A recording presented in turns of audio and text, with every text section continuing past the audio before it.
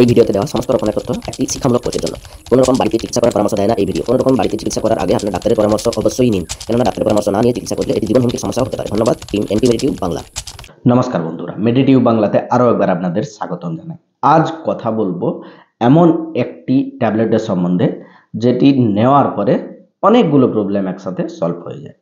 Allergic রিয়াকশনের সম্বন্ধে যে কিছু প্রবলেম আছে সেটি সলভ করার জন্য আজ কথা বলবো লরফাস্ট ট্যাবলেটের সম্বন্ধে। জানবো লরফাস্ট ট্যাবলেটটি কীরকমভাবে ইউজেস হয়, কীরকমভাবে এটিকে নেওয়া যায়, কতদিন পর্যন্ত নেওয়া যেতে পারে, কত বয়স পর্যন্ত নেওয়া যেতে পারে, এটিকে নেওয়ার পরে কী কী সাইড এফেক্টস হতে পারে, সব কিছু আজ পুরো ডিটেলসে জানবো। পুরো ভিডিওর সাথে থাকুন, পুরো ভিডিওটি দেখতে থাকুন, কারণ আপনি যদি অর্ধেকটা জানেন তাহলে আপনার জীবনঘাতী সমস্যাও হতে পারে। চলুন জেনে নেওয়া যাক লরফাস্ট ট্যাবলেটের সম্বন্ধে পুরো ডিটেলস।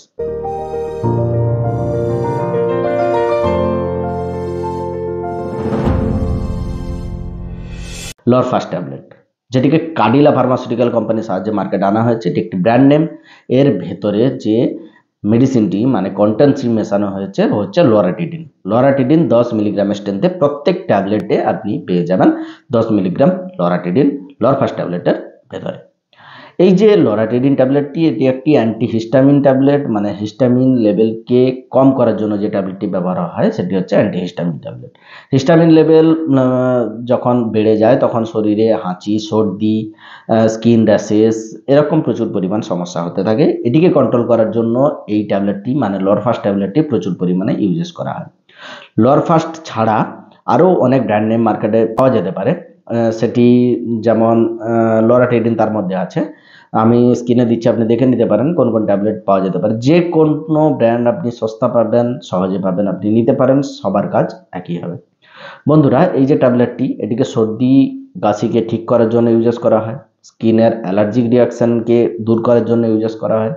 নাকের অ্যালার্জিতে সবথেকে বেশি হাঁচি, সর্দি সবসময়ের জন্য হতে থাকে, তখন ডক্টর এটিকে একটি কোর্স করে তার পছন্দ মতো এই ট্যাবলেটটি দিয়ে থাকেন, যেটি প্রচুর ভালো কাজ করে থাকে শরীরে। বন্ধুরা, আপনারা মোটামুটি একটা জিনিস জেনে রাখুন, অ্যালার্জিক রিয়াকশানের জন্য যে কিছু প্রবলেম হয়, যেমন সর্দি, কাশি, হাঁচি, চুলকানি, স্কিনের যে কোনো প্রবলেম, আপনার অ্যালার্জিক ফিভার, এই সমস্ত জিনিসকে দূর করার জন্য এই ট্যাবলেটটি প্রচুর ডক্টরের পরামর্শ মতো ইউজেস করা হয়ে থাকে। অন্য কোনো অ্যান্টি অ্যালার্জিক মেডিসিন না কাজ করলে ডাক্তারবাবু এই মেডিসিনটি বেশি প্রেফার করে থাকেন, যাতে প্রচুর ভালো কাজ হয়। বন্ধুরা, এটিকে নেওয়ার পর কিছু সাইড এফেক্টসও হতে পারে, মানে পার্শ্ব প্রতিক্রিয়ার মধ্যে দেখা যায় আপনার ঘুম ঘুম পেতে পারে, আপনার বমি বমি ভাব লাগতে পারে, আপনাকে দুর্বল লাগতে পারে, আপনার ভার্টিগো মানে মাথা ঘোরানোর সিমটম হতে পারে, এরকম ছোটোখাটো কিছু সাইড এফেক্ট দেখা দিতে পারে। যখন আপনার মনে হবে কোনো অন্য কিছু পার্শ্ব প্রতিক্রিয়া হচ্ছে, বেশি কিছু পার্শ্ব প্রতিক্রিয়া হচ্ছে, তখন আপনি সঙ্গে সঙ্গে মেডিসিনটি বন্ধ করে ডাক্তারবাবুর সঙ্গে যোগাযোগ করুন, যে আপনাকে ভালো ট্রিটমেন্ট দিতে পারবে মেডিসিনটি চেঞ্জ করে বা তার ডোজ অ্যাডজাস্ট করে। বন্ধুরা, সবথেকে গুরুত্বপূর্ণ পার্ট হচ্ছে ডোজ। কত মাত্রায় কতদিন পর্যন্ত আপনি ইউজেস করতে পারবেন, এটি ডাক্তারবাবুরা ভালো বুঝে থাকবেন। পেশেন্টকে ভালোভাবে পরীক্ষা করার পরে তার রোগের কন্ডিশন দেখেই ডাক্তারবাবুরা ডোজ নির্ধারণ করে থাকেন। এখানে যে নর্মাল রেকমেন্ডেড ডোজটি হচ্ছে, একটি প্রাপ্তবয়স্ক ব্যক্তিকে প্রত্যেক দিন একটা ট্যাবলেট থেকে 2টা ট্যাবলেট পর্যন্ত দেওয়া হয়ে থাকে। সকাল সন্ধ্যে একটা ট্যাবলেট পর্যন্ত দেওয়া হয়ে থাকে যাদের প্রচুর প্রবলেম আছে, আর যাদের কম প্রবলেম আছে তাদের একটাই রাত্রিবেলা খাওয়ার পরে নেওয়ার পরামর্শ দেওয়া হয়ে থাকে। বন্ধুরা, এটিকে 10 থেকে 15 দিন থেকে 1 মাস পর্যন্ত কোনো ডাক্তারবাবু ইউজেস করে থাকেন, ওনার এক্সপিরিয়েন্স অনুসারে আর রোগের কন্ডিশন দেখে। নিজে থেকে ইউজেস করতে যাবেন না, প্রচুর সাইড এফেক্টস হতে পারে। নিজে থেকে কিছু মেডিসিন আপনি খেতে যাবেন না।